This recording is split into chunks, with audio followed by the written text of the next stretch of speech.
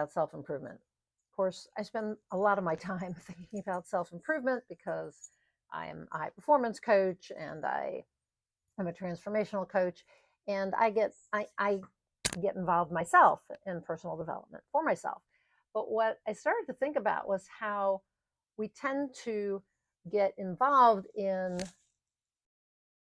personal growth or self improvement or whatever you want to call it, because for negative reasons, like for the wrong reasons, for reasons that don't allow the work we do to stick. So I think it's time for us to approach self improvement from a positive viewpoint, to love and accept ourselves enough to actually change, to choose to change, not to shame and criticize ourselves into transformation. So again, you might call it self-improvement, self-growth, self-development, doesn't matter. It's all about personal change. And personal change is a good thing. We are spiritual beings having a human experience, and it is part of why we're here. It's to learn and grow and expand. And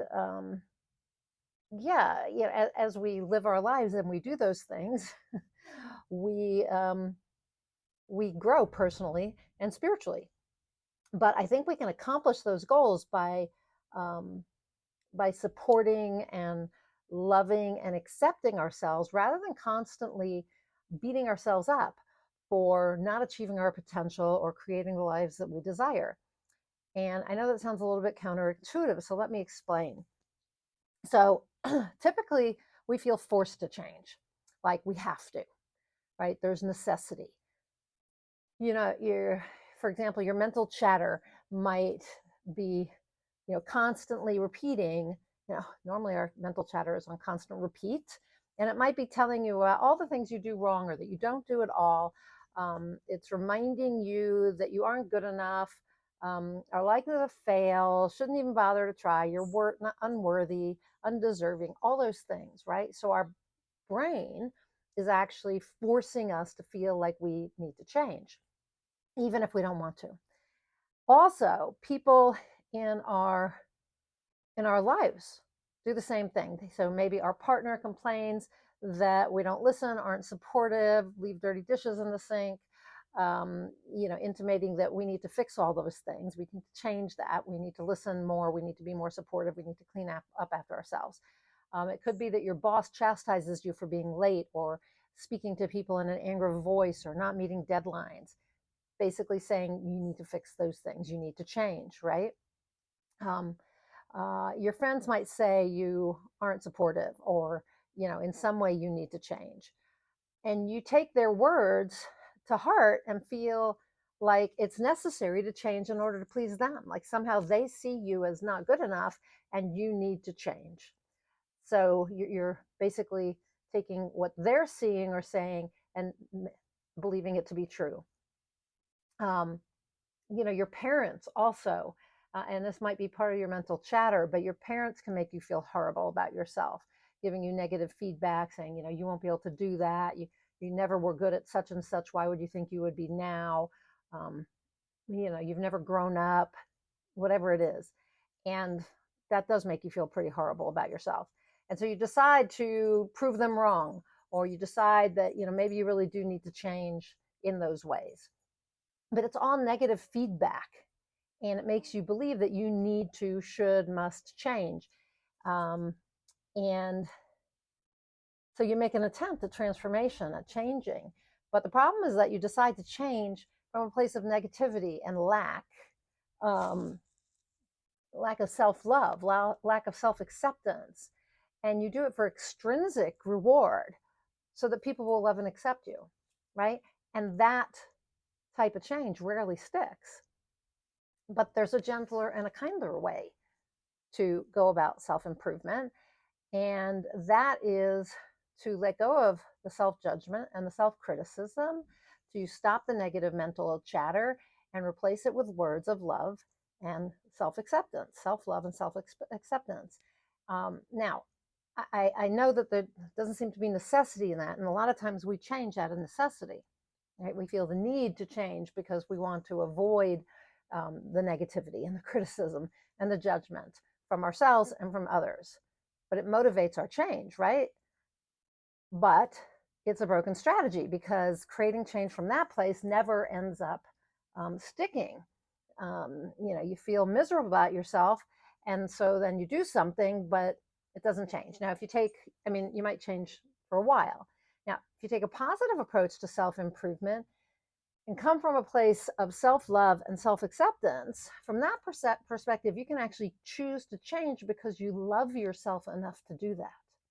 You decide to change because you know it's in your best interest, right? And you make changes for intrinsic rewards, not extrinsic, because you're going to enjoy changing in specific ways. You're going to reap the benefits of doing so. You're going to feel internally motivated to change because it's an intrinsic reward that you're going to get. And you're going to be more likely to carry through on the actions necessary for that change. And so it's going to stick. You're going to enjoy lasting change, which is true transformation, right? All because you want and appreciate the change, and it makes you love and accept yourself even more deeply. So I have a 5-step formula for positive self-improvement, okay? And so if you want to engage in positive self-improvement, here are the steps. The first one is to accept yourself. Accept yourself. You can use the affirmation, I accept myself as I am, or I love and accept myself as I am, okay? So just begin to be okay with who you are right now, even if you know there are things you want to improve, okay? Just be okay with who you are right now. Then love yourself. Realize, I realize that it can be, it's easier said than done to love yourself, but just begin by telling yourself, that you love yourself. Look in the mirror and say, I love you. I love you, Nina. I love you, Nina. Just look in the mirror and say those words. I love you, Nina. Right? Be sure to read Kamal Ravikant's book, Love Yourself If Your Life Depends on It. Okay?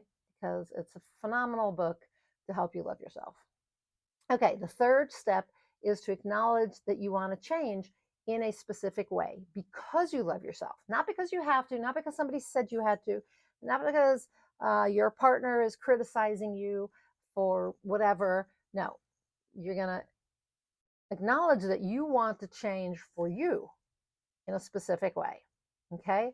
You're going to love yourself enough to identify the change that will make you happier, healthier, more fulfilled, more connected, wealthier, able to fulfill your potential and purpose, whatever it is that you want, that you think is in your best interest or for your highest good.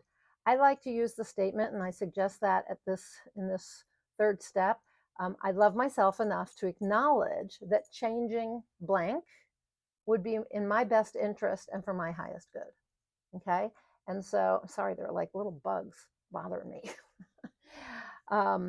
So I love myself enough to acknowledge that changing whatever it is, but changing X would be in my best interest and for my highest good. Okay. The fourth step is to uncover why you want to change. When you can attach meaning to your desire to change in specific ways, you're more likely to follow through. So list how the change or the changes are going to support your growth, your learning, your expansion, your happiness, whatever. Okay. And the step number 5 is to decide how you will change. So this is where you get tactical. It sounds a little bit like goal setting, right? You get tactical and you decide what you need to do to accomplish the changes you desire. So if you need to create some kind of new habit, how are you going to do that? Are you going to attach it to some other habit you already have? Are you going to, do you need a skill? How are you going to acquire the skill, right? So think about the steps you need to take to create the change. And this 5-step formula is a strategy for positive self-improvement. Doesn't include even a hint of negativity. You won't find yourself thinking, I need to, or I must change because something's wrong with me, or whatever is unacceptable to others, so I have to change. Not part of this. It's just, the formula is just filled with gentle reminders of who you can be, who you know you want to be, and if you change, that's who you will become. It's overflowing with self-love and acceptance and kindness toward yourself while supporting your inherent desire to fulfill your potential during this human lifetime. So I'm going to propose that we start a new type of self-improvement, self-growth, self-development trend or movement, a positive one. Let's love ourselves all the way to transformation. So I'd love to know how you've created change with love and acceptance rather than negativity, how you've done it in a positive way. So leave me a comment down below the video. If you would like to revisit this material, you can always go over to my blog at ninaamir.com/blog. We'll just go to ninaamir.com and click on the blog link, and you can read a blog post on the same topic. I love your comments. I love to answer your questions and support you, so feel free to leave me your comments and your questions below.